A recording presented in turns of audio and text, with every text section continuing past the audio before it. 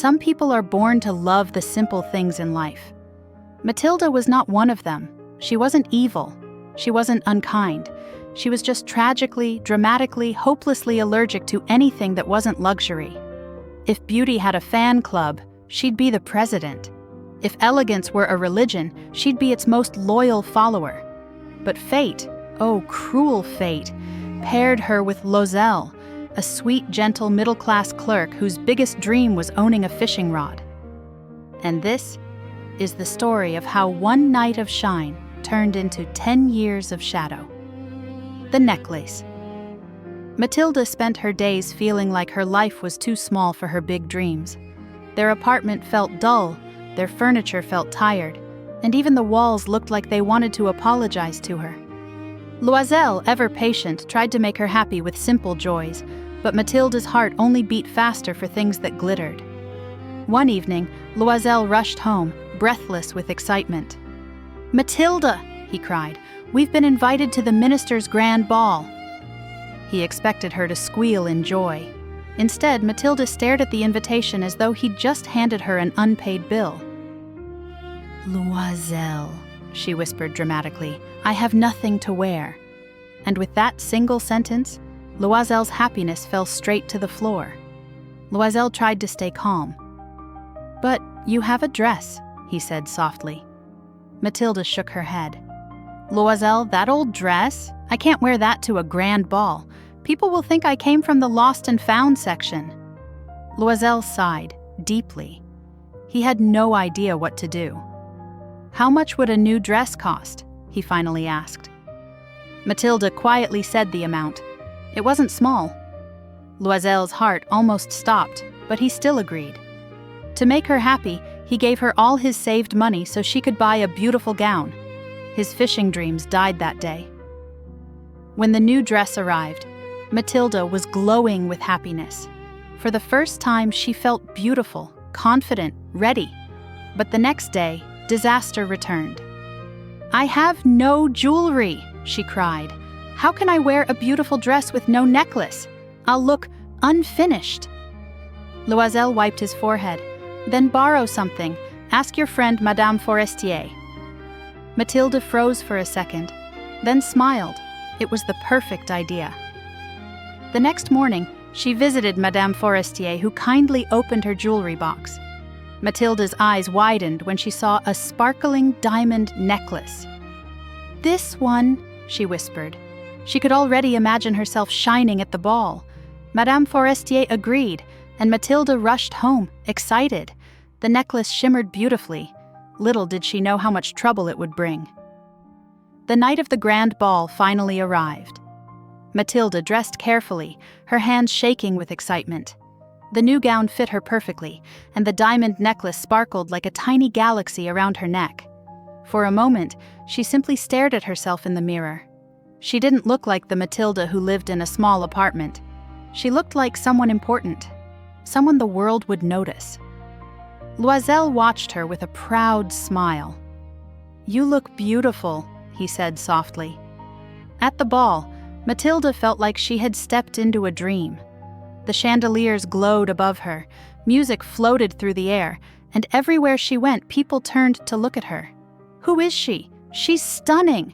She must be someone special. Mathilde danced gracefully, laughed joyfully, and for the first time in her life, she felt truly happy. Even Loisel, tired and waiting in a corner, couldn't help but smile when he saw her shining.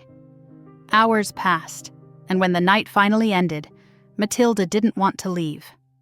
But it was time. They stepped into the cold night air, still smiling from the magic of the evening. However, as soon as they reached home, the dream broke. Mathilde touched her neck and froze. The necklace was gone. Her heart dropped.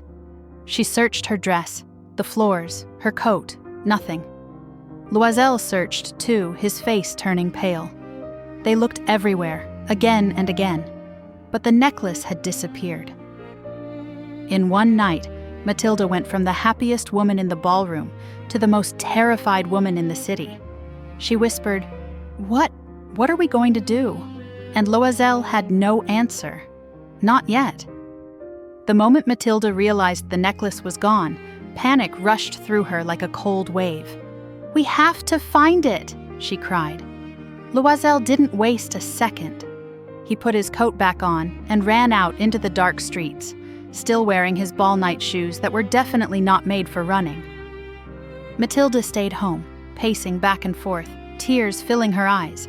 She felt sick, her beautiful night, her perfect moment, ruined. Meanwhile, Loisel searched everywhere. He retraced every step they'd taken. He checked the streets, the sidewalks, even asked nearby carriage drivers if they had found anything.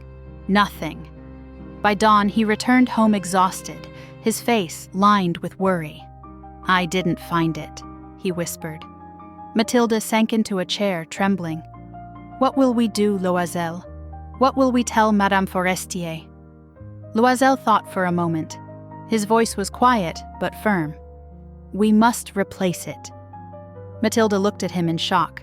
Replace it? A necklace that sparkled like real diamonds? How much would something like that cost? The answer came soon enough, and it wasn't just expensive. It was terrifyingly expensive. Loisel spent days going from one jeweler to another until he finally found a necklace that looked almost exactly like Madame Forestier's. When they saw the price, Mathilde gasped. It was more money than they had ever imagined, more money than they would ever earn quickly. But there was no other choice. Loisel borrowed money, begged friends, took loans from people he hardly knew. Mathilde watched helplessly as the weight of this mistake began to settle on their lives. At last, they bought the replacement and returned it to Madame Forestier. Madame Forestier smiled and said casually, "You should have brought it back sooner." Mathilde forced a smile, her heart pounding with fear. And just like that, their 10-year struggle began. Life changed overnight for Mathilde and Loisel. The moment they bought the replacement necklace, a heavy shadow fell over their home. The loans were huge, the payments were endless, and the only way to survive was to work harder than they ever had before. Mathilde, who once dreamed of luxury, now learned the weight of real life. She dismissed their maid. She cleaned the house herself, scrubbing floors until her hands turned rough. She carried water up the stairs, went to the markets, bargained for every coin, and did jobs she never imagined doing. Her beauty slowly faded. The glow she once had disappeared beneath tired eyes and worn-out clothes. Loisel suffered too. He worked extra jobs late into the night, copying documents and doing whatever labor he could find. He came home exhausted, but he never complained, because he knew they were in this together. Sometimes at night, Mathilde would sit quietly and remember the night of the ball, how she had sparkled, how people admired her, how happy she felt. Now she barely recognized the woman she had become, but despite everything, they kept going. Day after day, month after month, year after year, 10 long years passed before the final loan was paid. Finally, one morning, Loisel looked up and said, "Mathilde, it's over, we're free." Mathilde stood still, almost unable to believe it. Her life had changed, her youth had faded, her dreams had shrunk, but the burden was finally gone. Yet, a question lingered in her heart. Was it worth it? All this suffering for a single night of beauty? She didn't know the answer. Not yet, because the biggest truth was still waiting for her. One Sunday, after all those long, difficult years, Mathilde decided to take a walk. She needed air, a break from the endless work, and maybe a moment to remember who she used to be. As she walked through the park, she saw a familiar face, Madame Forestier. But Mathilde hesitated. She looked so different now. Her hair was dull, her clothes were simple, her face older than her age. Would Madame Forestier even recognize her? Still, Mathilde gathered her courage. "Good morning," she said softly. Madame Forestier turned and gasped. "Oh, my dear Mathilde, you look so changed." Mathilde smiled sadly. "Yes, life has been very hard on me." Madame Forestier frowned with concern. "But why? What happened to you?" Mathilde looked into her friend's eyes. For 10 years she had carried the weight of her secret. Today, she let it go. "Do you remember the diamond necklace I borrowed?" she asked. "Of course," Madame Forestier said. Mathilde took a deep breath. "Well, I lost it." Madame Forestier's eyes widened. "We didn't want to disappoint you," Mathilde continued, "so we bought another one just like it. It took us 10 years to pay for it." Madame Forestier stared at her, shocked. Then she whispered something that struck Mathilde harder than all the years of labor combined. "Oh, Mathilde, my necklace wasn't real. It was imitation." "A fake. It was worth almost nothing." Mathilde stood completely still. Her heart felt like it had stopped. 10 years. 10 years of pain, 10 years of struggle, 10 years of lost beauty, lost youth, lost happiness. All for a necklace that wasn't even real. Mathilde didn't cry. She didn't scream. She didn't say a word. She simply stood there, quietly feeling the weight of her life settle inside her. A truth so cruel, and yet so simple. Mathilde walked away slowly, each step heavier than the last. The world around her felt quieter, colder, almost unreal. 10 years. 10 years of sweat, sacrifice, and suffering.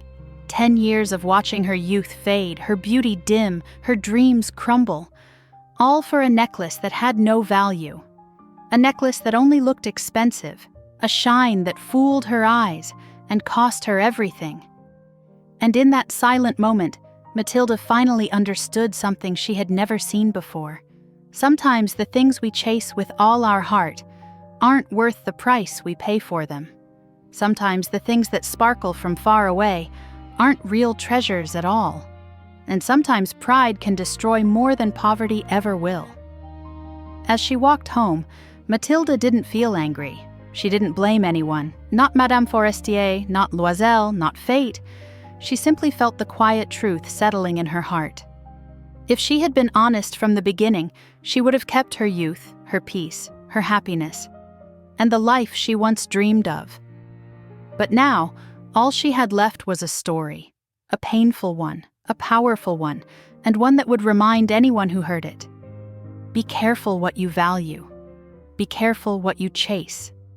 Not everything that shines is truly precious.